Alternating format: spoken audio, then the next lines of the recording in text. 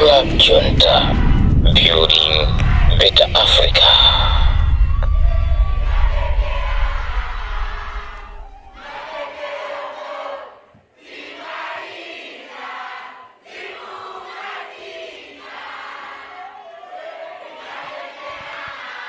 Thank you so much. Thank you so much. You can have a seat. Thank you so much. God bless you.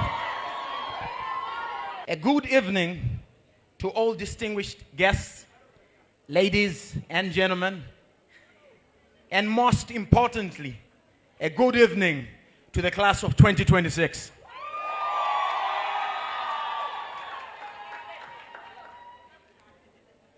Let me also start by thanking the Creator, God, for allowing us today to have this good time. Let me also recognize the presence of a few individuals in the house. Mr. Godfrey Biekwaso, Managing Director of Centenary Bank, Malawi. The University Deputy Chancellor, Professor Francis Moto. The University Chaplain, Father Mwenegamba. The Organizing Committee Chairperson, Mwai Mapemba. And of course, members of the Catholic University Students' Union and members of the organizing committee. I would also like to recognize the presence of my very good friends who are here tonight. Pempero Mpande. That's right. Pempero Mpande is an author, a fine author. He has published one book under his name. It's titled What You See at Sunrise. A very good read. And of course, Mr. Kalawe is also here, a very good friend of mine. He's been a friend for about 8 years, and that's a long time to make friendship. Last but not least, Mr. Precious Kamange, who is with us tonight, a very good friend of mine as well, a healthcare manager and development expert, very good friend. And of course, Mr. Lemos, who is also a very good friend in our company tonight. Not forgetting my brother Patrick Namadingo is also here.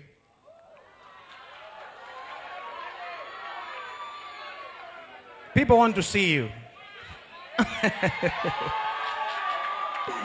Thank you. Thank you. And lastly, my very good friend and cousin, Tuongemanda. In his company, I have found safety and joy.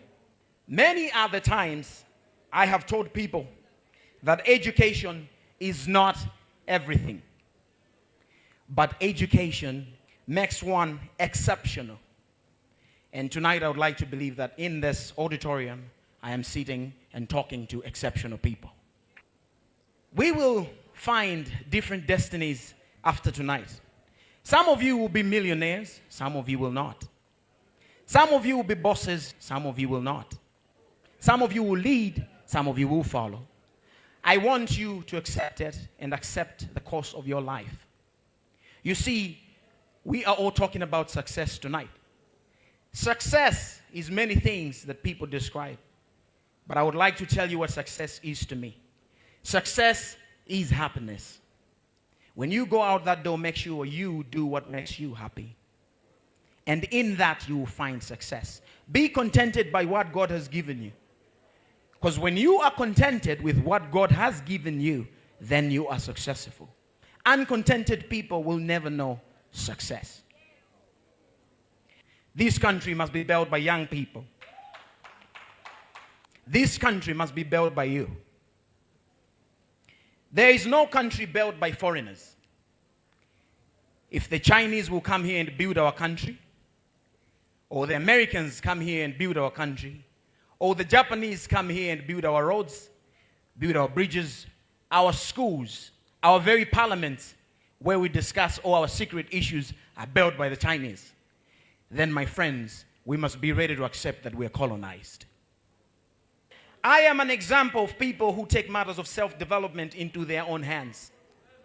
I oftenly tell people many times that I come from the lowest possible socio-economic background one can possibly think of. And that did not stop me to become me. Here I am. I've never been to university, and I'm addressing people who've been to university.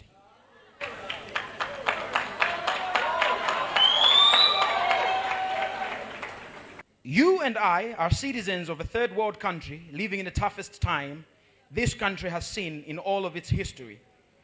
Class of 2026, What is it that you have not seen in this country?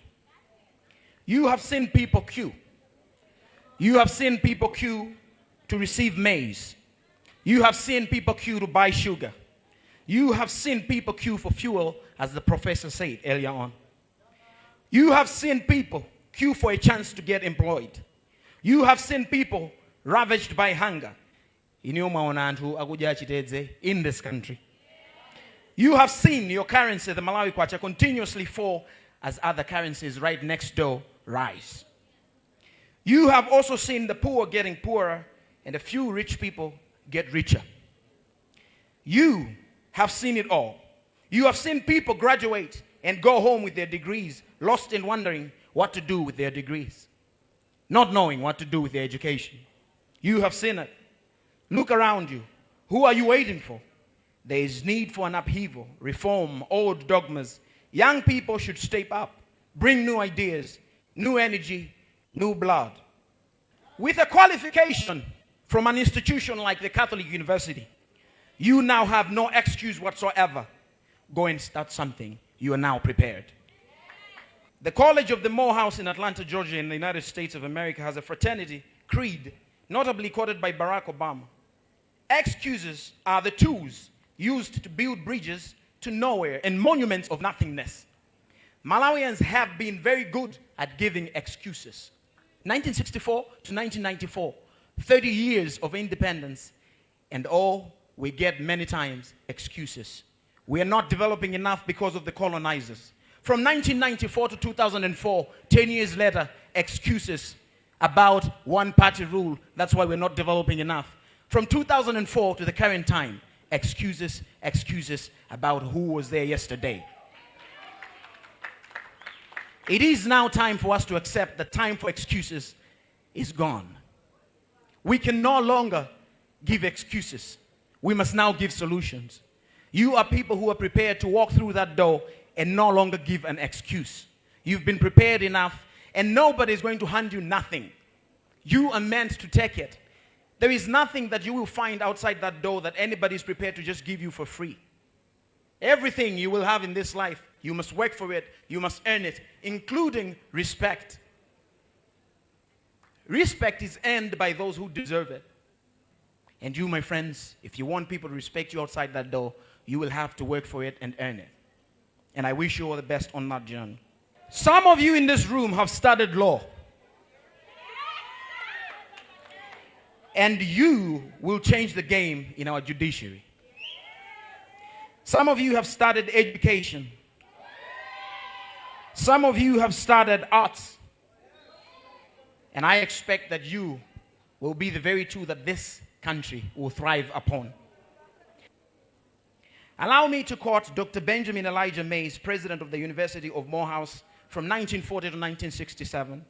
He said, and I quote, open quote, "When you do what you got to do, you have to do it that no man alive, dead, or unborn, yet to be born, would do it better than you." When they told me I was going to come give you a speech, this is not my normal stage. You know me, I'm a musician, I'm a singer. But I took the challenge and I said, I will do it as though no man dead, alive, or yet to be born would do it. I have enjoyed your company tonight.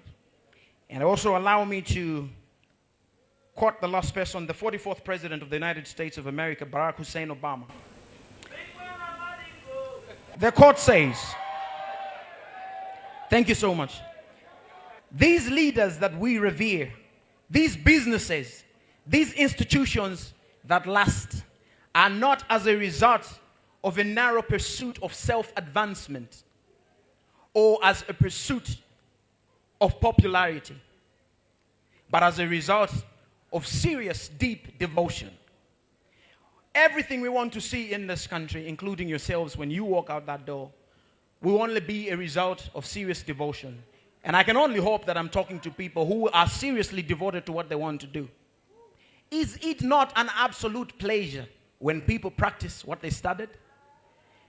And I pray and only hope that you guys practice what you have studied, because only then you will find absolute pleasure in that. Thank you so much and have a good night. I enjoyed your company.